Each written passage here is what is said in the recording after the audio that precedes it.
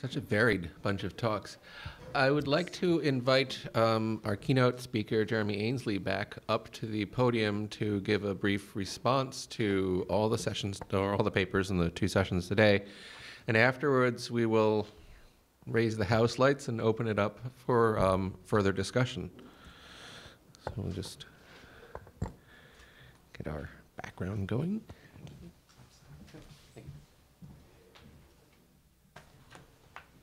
Thank you, Ethan. Well, firstly, many congratulations to the organisers of today, but in particular to all speakers. It's been an amazing day.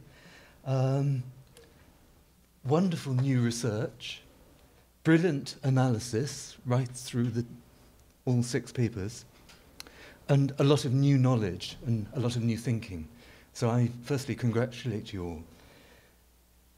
I have just 4 points that I think probably each speaker will feel there's some, I'm hoping there might be some kind of connection and resonance, and they're necessarily quite broad. The first is to do with the archive of work that tries to address the question of displacement, because obviously when you're displaced, archive becomes a problematic. A lot of people who are displaced can't keep archives, or they're not considered people who deserve archives, or they somehow fall under the radar. So I think the fragile archaeology of the archive is something that we probably need to address in thinking about today. And that means dealing with absence as historians just as much as presence. And I think all papers raised very interesting reflections on what was absent from the research and what's possible and what's impossible, whether it's personal testimony, whether it's absence of actual knowledge of circumstances, and so on. So I think just the archive and what the archive is.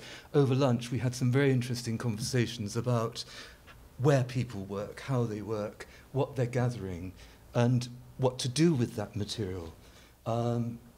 You can imagine the sort of complexity of dealing with graffiti and building up a visual database of material that's disappearing constantly, that fluctuation.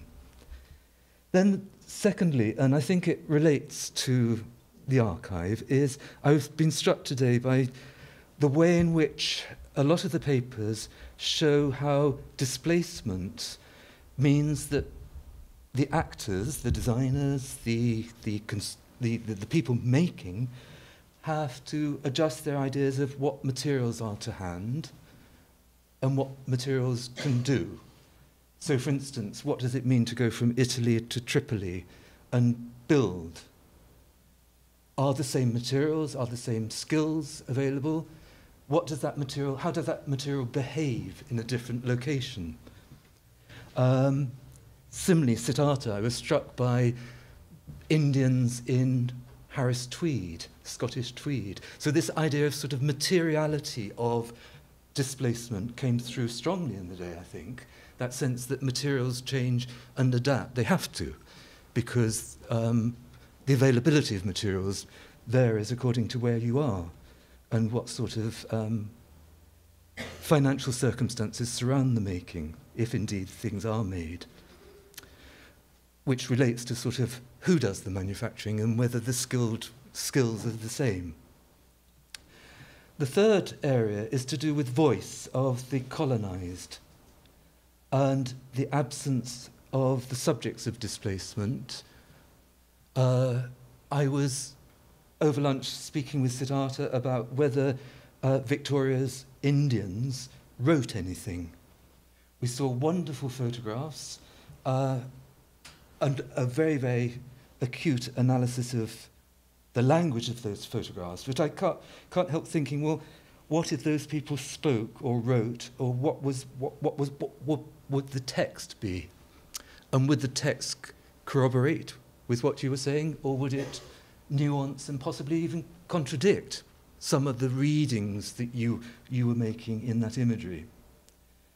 Similarly, voices, I would be very interested to find out whether it would be at all possible for Rixt to get closer to the idea of the inhabitants of those projected model houses.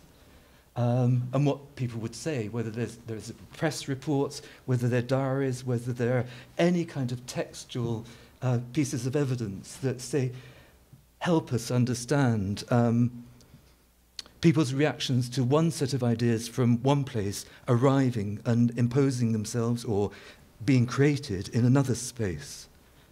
So the voice, I think, is very important for a theme such as displacement.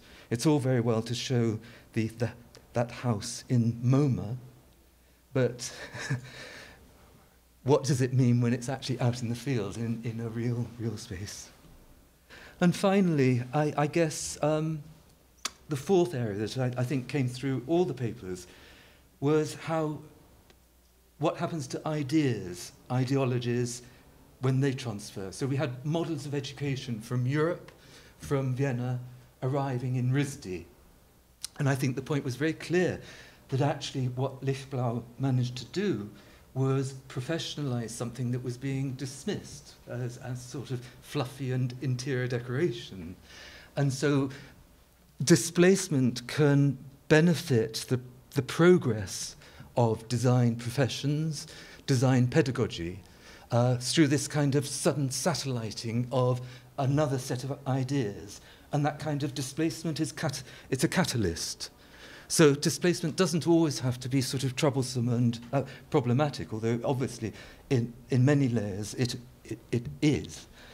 But it can be actually freeing and open up possibilities and new opportunities and new configurations, which actually cause positive change.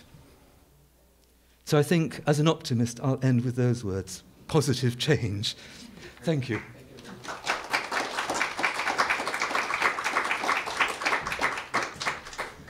What a wonderful way to end this. So I don't know if we can have yes, let's have the three afternoon speakers come up and take their spot on the firing line. We have some microphones for you. But also, as I said before, if you do want to ask our morning speakers anything, they are all still here. But yes, are there any responses, reactions, movements for further inquiry? We'll start with Sarah, yes. Thank you. Thank you, Jeremy. Those are wonderful remarks and summation. And I want to build on something that you mentioned about modern, coming in with your talk, Michelle, with RISD and progress and professionalizing interior design. But I feel also that with this coming in, this modernist ideology was in itself displacing the decorative and the feminine and the previous department at RISD. I don't know the particulars of that particular program, but there were many of these interior decorators who were pushed out by these modernist ideas, displaced, so to speak, for these masculine modernist tendencies. And one is not necessarily better, it's just really different. So I'm curious if you know about who this woman was who was running the RISD department and what her legacy is. Yeah, thank you for that question. Can you hear me with this? So one of the things for Emily Wildpret, she dies, unfortunately, and that's why the position opens up. So she had run it since 1919, and they don't have a lot of information about her. But this is actually a chapter that I should say is newer for me. My specialization is not the American emigré context. It's more what Lichtblau does in Vienna.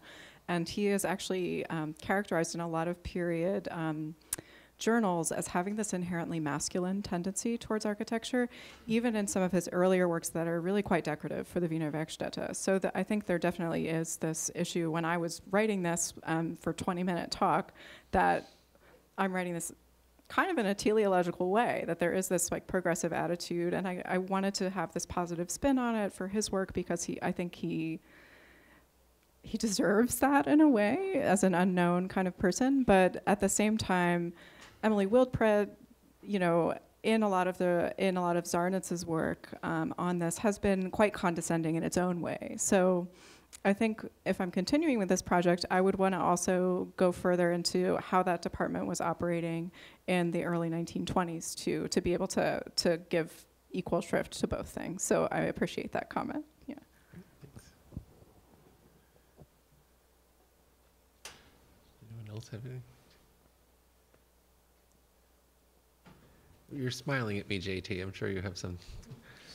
No? Oh, okay.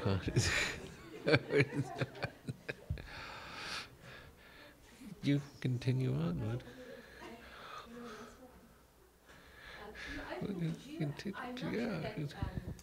I'm not sure that everyone in the audience really knows what 5 points is, and the history of 5 points and what's happened to it now. And there's a very interesting story in that as well. And I'm wondering if you could talk a little bit about that. Yeah, definitely. Yeah, so 5 Points was, it was in Long Island City. It was this giant monumental building. It was a derelict water factory where the 7 train would curve around the side of it, and it had been basically the international, people call it the Mecca for graffiti, the United Nations of graffiti, that kind of thing. And actually we're joined today by the founder and the curator and some artists from it, so thanks for coming, guys. Yeah, and so it was kind of this major repository for graffiti, which was the birth of in New York City, you know. So a few years ago, 2013 into 2014, it was under threat to be gentrified by the landlord who had kind of agreed formally, but just kept his hands off of it for a long time. And then so now he's turning it, he threatened to demolish it. There was a huge court case, an ongoing court case now, because the artists weren't given the legally stipulated amount of time to protect their work, to document it, to remove it, etc. So yeah, then it was destroyed. And now the community has recently, in the past week or so, a judge ordered that it could proceed to a jury trial. So kind of right in the middle of it now. But those were the recent events that I was mentioning. And I was wondering, actually, just to follow up on that very first slide you showed about the bank building that's been, I guess, is it being renovated for condos or? I'm not sure exactly what it's turning into now, but it's like a flagship space. Yeah. But in any event, so the idea of the graffiti, the next tag, as adding to its prestige in some way, has there been some reaction? I mean, have people said, "Oh, I really want to like invest in this because of that," or this is? It seems like a pretty radical and bold gesture to take on what would to most people be a image of blight, to use the 1960s term, and have that transformed into something. I mean, I love the way you sort of layered that on as a sort of somewhat artificial preservation effort upon that. But I was just wondering whether there is a market response for that. Yeah, well, I mean, the artifice of preservation there, I think, really speaks to the nature of the craft. That it's dealing with the problems of disappearance and where it's falling now and who's appreciating and who's speculating on it as a business.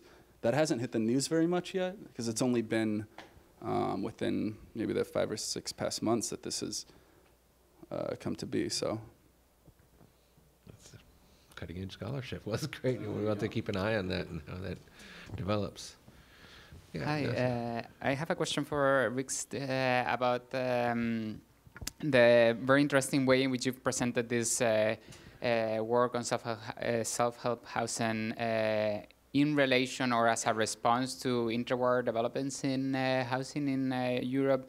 And I was wondering if you've had the chance to also look at the way in which this work then had an impact also in Western discourses of on housing as well. So the back response. Yeah, thank you for that question. I think in the 70s, you see the backlash of sort of the first self-help housing projects in sub-Saharan Africa and other, what the UN termed to be developing countries, coming back in Europe or among European designers like Aldo van Eyck, Team 10, sort of becoming interested in flexible housing, incremental housing, etc. And now, of course, currently there are a lot of contemporary architects working with concepts like this, like Aravena and his half house, which is essentially the same principle as what I showed here earlier, sort of to build a core and to have the inhabitants themselves improve on it. But yeah, I wanted to show that there's indeed this long history of thinking about like whether housing is a static or designing is a static thing or something that can actually improve or expand over time. And I found it fascinating, just to break in here, I also found it fascinating that whole project was so self-conscious about the problem of aid work and coming in and saying, here it is, we're just going to plop down a house for you, and rather approaches the building community of the area and has them involved both in the design and of course in the construction of the buildings themselves. It was somewhat remarkable, at least to me, for having that kind of sensibility in the 1950s, which is really... Yeah, and I think that was, in part for the reasons I talked about, but also in part because of something you mentioned just in your response, which is the availability of materials. In a lot of colonial housing projects, prefabricated elements have been used, and in Ghana or the Gold Coast, they just experimented with a prefabricated concrete large-scale housing project, which had led but nothing to failure. So I think that was one of the reasons for that. Okay. Hi. In terms of what Jeremy was also speaking about, the voices, is there any material on how the people that then lived in these homes felt about them? Were there enough, or did people move in and live in them? Or is it primarily theoretical, or did they live in them and adjust to what was their living conditions before? In other words, for example, there were cases where they built housing for the Roma, for the gypsies, right? And then they found that they were so used to living outside that they still did most of their living outside of the homes, right? Mm-hmm. So I'm just wondering if there was a similar kind of thing. So actually, this program or these recommendations for setting up a housing program based on a roof loan program was actually very successful. The problem is that no one has any idea of whether these houses still exist, what they look like. Some accounts, some Ghanese historian has actually claimed that these projects have been successful in 25,000 small villages. But we have no idea, and it's very hard to figure this out, in part because these houses sort of change, and they are which is, of course, the almost indistinguishable from other self-built houses. Thank you. Great. Well, I again want to thank everyone for giving up a nice Saturday afternoon to come here for this. It's been a really eye-opening experience. I know I will have many things I'm going to start Googling and research for my own personal information. So thank you again for the umpteenth time to all of our speakers, to Professor Ainsley for giving the keynote and that wonderful response, to Cooper Hewitt, and of course to the audience. And that would be the end of our seminar, but feel free to mingle, exchange information, and continue the work. And visit the museum. Yes, if you didn't hear the discussion beforehand, if you've come in here directly from the outside and you want to visit the Cooper Hewitt, we have complimentary admissions passes for anyone who wants. You can just see Natalia over there. The museum is open for another 4 hours, I think. Maybe 3. Time enough to see the new Jazz Age show just opened up yesterday or the day before. But again, so here we are. Thank you.